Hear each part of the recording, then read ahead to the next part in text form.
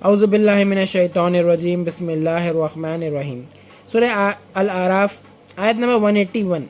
آیت نمبر 181 میں اللہ پاک فرماتے ہیں، اور جو ہماری آیت کو جھٹلاتے ہیں ہم ان کو گمراہ کیے جا رہے ہیں، اس طرح کہ ان کو خبر بھی نہیں۔ آیت نمبر 182 میں اللہ پاک فرماتے ہیں، اور اللہ ان کو مہلت دے رہا ہے، اللہ کی تدبیر بڑی مضبوط ہے، یعنی پلاننگ۔ آیت نمبر 183 میں اللہ پاک فرماتے ہیں، کیا ان لوگوں نے غور نہیں کیا کہ ان کا جن سے سابقہ ہے وہ مجنون نہیں، وہ تو صرف صاف ڈرانے والے ہیں۔ مجنون کے معنی دیوانے نہیں ہیں۔ اللہ تعالیٰ یہ آیت میں یہ فرما رہے کہ جو لوگ شرک کر رہے، جو کفر میں ہیں، کیا لوگ کبھی چیز پہ غور نہیں کرے کہ ان لوگوں کا جسے سابقہ ہے، ان لوگوں کا جس کے اگینسٹ ہے وہ لوگ دیوانے نہیں ہیں، حالانکہ ان لوگ اللہ کی طرف سے صاف ڈرانے والے ہیں۔ آیت نمبر 184 میں اللہ پاک فرماتے ہیں، کیا انہوں نے آسمان اور زمین کے عالم میں غور نہیں کیا اور دوسری چیزوں میں بھی جو اللہ نے پیدا کی ہے، اور اس بات میں سچائی ہے کہ ان کی موت قریب آ گئی ہو، پھر قرآن کے بعد کس بات پر ایمان لائیں گے۔ آیت نمبر 185 میں اللہ پاک فرماتے ہیں، جس کو اللہ گمراہ کر دے اس کو دوسرا کوئی سیدھی راہ پر نہیں لا سکتا، اور اللہ ان کو گمراہی میں بھٹکتے ہوئے چھوڑ دیتا ہے۔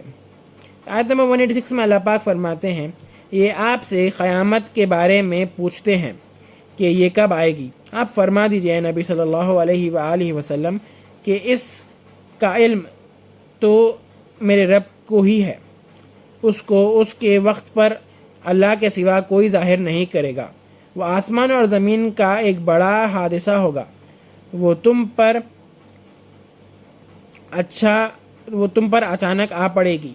وہ آپ سے اس طرح پوچھتے ہیں جیسے آپ گویا اس کی تحقیقات کر چکے ہیں۔ آپ فرما دیجئے کہ اس کا علم خاص اللہ ہی کے پاس ہے، مگر اکثر لوگ نہیں جانتے۔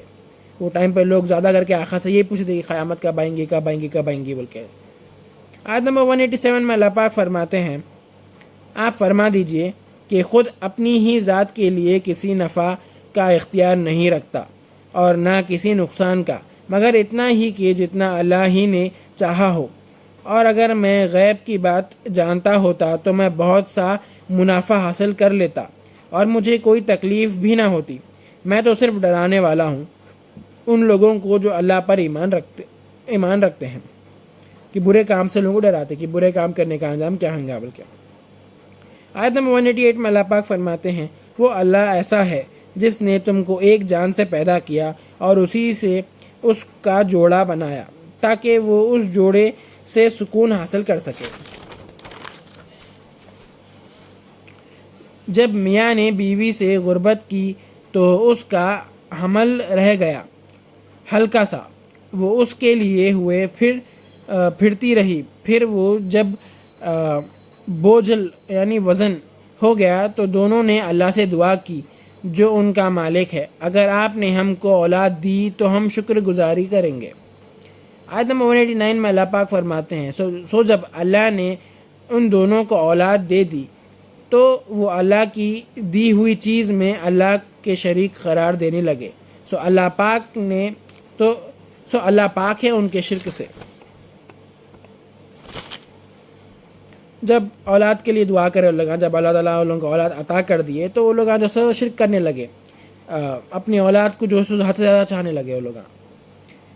آیت نمبر 190 میں اللہ پاک فرماتے ہیں، کیا وہ ایسوں کو شریک ٹھہراتے ہیں جو کسی چیز کو بنا نہ سکیں اور وہ خود ہی بنائے جاتے ہیں۔ جو پتلوں کی جو لوگ شرک کرتے پتلوں کے ساتھ، تو جو بت رہتے وہ لوگوں کو تو بت کو تو بنانا پڑتا، اوبویسلی اس کو جو شیپ دینا پڑتا، بنانا پڑتا۔ تو اللہ تعالیٰ یہ آیت میں یہ پوچھ رہے کہ کیا وہ لوگ ایسوں کو شریک ٹھہراتے اللہ کے ساتھ جو لوگ خود کسی کو نہیں بنا سکتے، ان لوگوں کو خود شیپ دیتے، ان لوگوں کو خود بنایا جاتا۔ آیت نمبر 191 میں اللہ پاک فرماتے ہیں، اور وہ ان کو کسی قسم کی مدد بھی نہیں دے سکتے اور وہ خود اپنی بھی مدد نہیں کر سکتے۔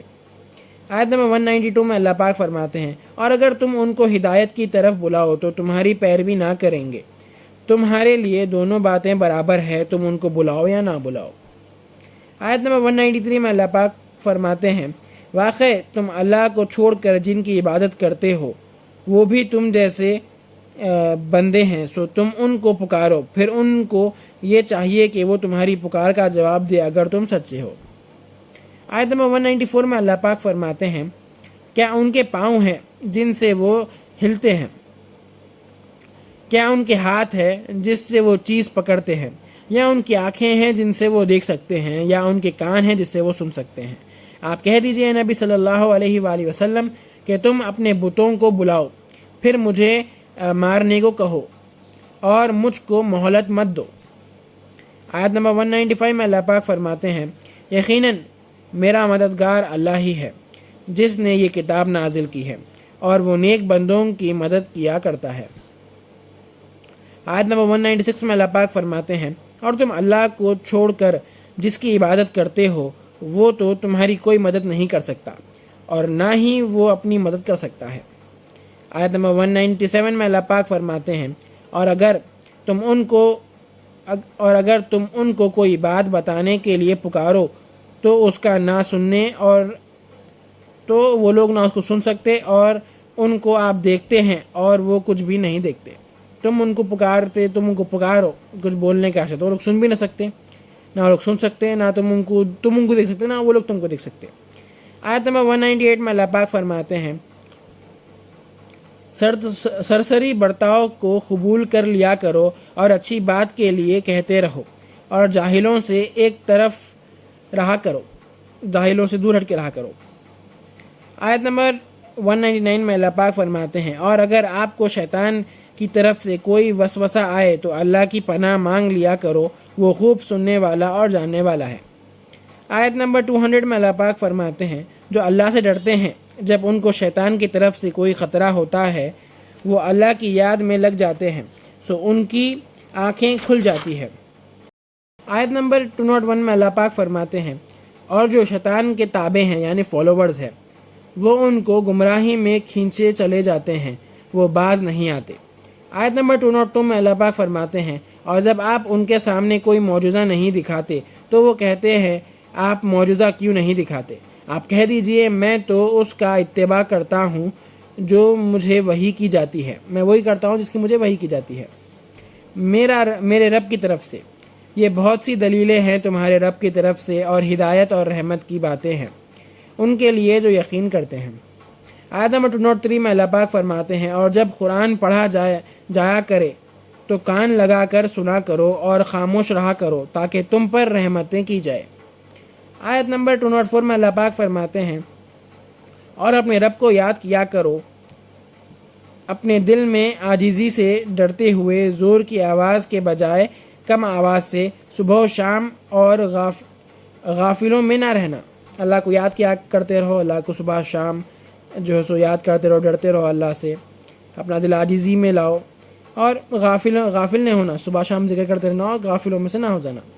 آیت نمبر 205 میں اللہ پاک فرماتے ہیں جو تیرے رب کے نزدیک ہے وہ اس کی عبادت سے تکبر نہیں کرتے اور اس کی پاکی بیان کرتے ہیں اور اس کو سجدہ کرتے ہیں۔ صدق اللہ العظیم و صدق مولانا رسول الکریم۔